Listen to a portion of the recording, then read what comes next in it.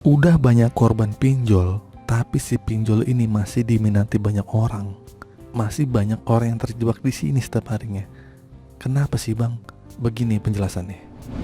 Assalamualaikum warahmatullahi wabarakatuh. Balik lagi di channel Sekelas Pinjol. Channel ini akan membahas masalah seputar aplikasi pinjaman online dan berita-berita tentang permasalahan gagal bayar. Gimana teman-teman kabarnya? Sehat selalu ya untuk kita semua. Semoga kita diberi kemudahan dan kelancaran untuk melunasi hutang-hutang kita. Oke, langsung saja nih. Saya akan membahas topik kenapa sih banyak korban pinjol yang kita tahu di mana-mana, tapi masih aja pinjol ini diminati. Jadi begini, di video ini saya akan membahas tentang mengenai banyak orang yang terjebak di pinjaman online nih. Ada banyak alasan mengapa orang tergoda untuk mengambil pinjaman online, terutama di masa-masa sulit seperti sekarang ini nih.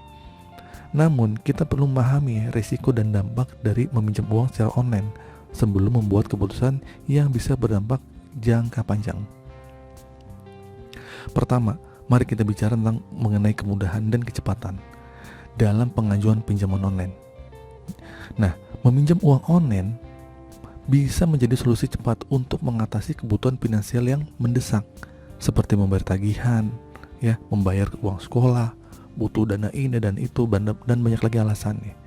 Namun proses yang mudah dan cepat ini seringkali membuat orang tidak memperhatikan persyaratan dan biaya yang sebenarnya. Oke? Nah, terus yang kedua, banyaknya tawaran dan promosi dari perusahaan pinjaman online. Yang ini menjadi faktor membuat orang tergoda.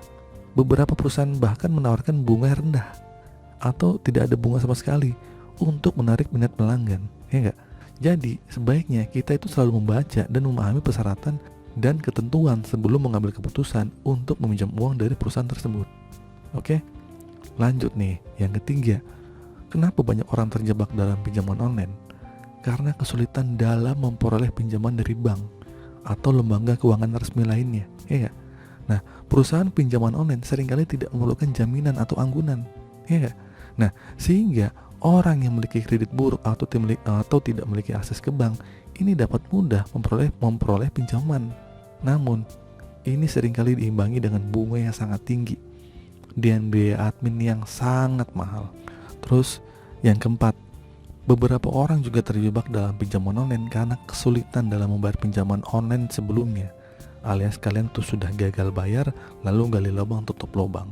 Nah, perusahaan pinjaman online seringkali memperbolehkan pelanggan untuk mengambil pinjaman tambahan atau disarankan sama desi pinjolnya, udah kak minjam dulu di pinjaman lain, cari dana talangan, udah nggak apa-apa, ya nggak? Bahkan ketika mereka sedang masih memiliki pinjaman yang belum lunas, itu bisa kalian bisa minjol di pinjaman lain, disarankan malah sama desi-desinya kalau kalian sedang gagal bayar. Nah, hal ini membuat pelanggan makin terjebak dalam siklus pinjaman online yang gak sehat, di mana mereka terus-menerus membayar biaya dan bunga yang tinggi, akhirnya tergulung ke semakin dalam. Nah, lalu ke alasan yang kelima, tidak sedikit orang tidak memahami atau tidak memperhatikan detail tentang persyaratan dan biaya pinjaman online. Bener nggak? Beberapa kasus nih di beberapa perusahaan bahkan menggunakan bahasa yang ambigu atau tidak jelas, sehingga nih kita sebagai pelanggan pinjol tidak memahami betul apa yang mereka setujui. Nah, ini berakibat fatal karena pelanggan bisa saja terjebak dalam perangkat pinjaman online yang sulit dikeluarkan.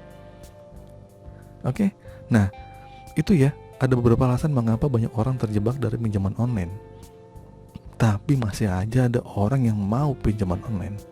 Oke, namun kita perlu mengingat ya bahwa pinjaman online itu memiliki resiko dan dampak yang besar jika tidak dikelola dengan baik. Oleh karena itu nih, sebelum memutuskan untuk mengambil pinjaman online, kita ini perlu memperhatikan hal-hal seperti berikut nih. Yang pertama, memahami persyaratan dan ketentuan secara seksama sebelum mengambil pinjaman online. Terus, kalian juga memastikan bahwa kita tuh mampu bayar apa enggak, baik sisi bunga, biaya admin, dan jangka waktu pembayarannya. Dihitung-hitung dulu lah. Terus yang ketiga, memperhatikan reputasi atau kredibilitas perusahaan pinjaman online. Ya, jangan sampai kamu malah salah-salah ke pinjol ilegal. Makin buruk nanti dampaknya. Terus yang 4, menghindar dari penggunaan pinjaman online untuk kebutuhan yang nggak penting atau konsumtif, ya. Dan kelima, jangan menggunakan pinjaman online sebagai jalan keluar yang sementara, ya, bukan sebagai solusi jangka panjang untuk masalah keuangan, itu bukan. Nah, jadi gini, sekarang kita bahas ya beberapa dampak negatif dari orang terjebak dari pinjaman online.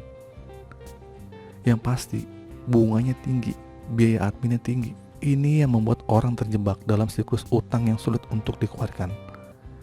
Kita mungkin terus-menerus membayar bunga ya, biaya admin yang tinggi. Bahkan ketika kita tidak lagi membutuhkan pinjaman tersebut, kita akan terjebak.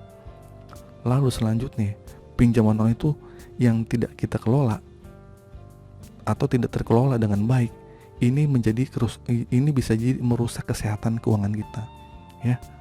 Mungkin kita terpaksa memotong pengeluaran kita ya untuk kebutuhan sehari-hari, bahkan kita mengabaikan tagihan penting lainnya atau kebutuhan lainnya. Kalian malah rela nggak makan demi bayar pinjol, ya nggak? Itu salah. Terus selanjutnya, kita terjebak dalam pinjaman online juga bisa mempengaruhi mental kita, ya. Mental kalian akan down, kalian akan merasa takut, merasa dihantui, hidup gak tenang, dan banyak dampak-dampaknya. Oke, itu saja teman-teman ya kali ini pembahasannya, mengapa banyak orang terjebak di pinjaman online tapi masih aja orang mau ke pinjaman online. Oke, singkat saja video kali ini, semoga video ini bermanfaat. Akhir kata, assalamualaikum warahmatullahi wabarakatuh.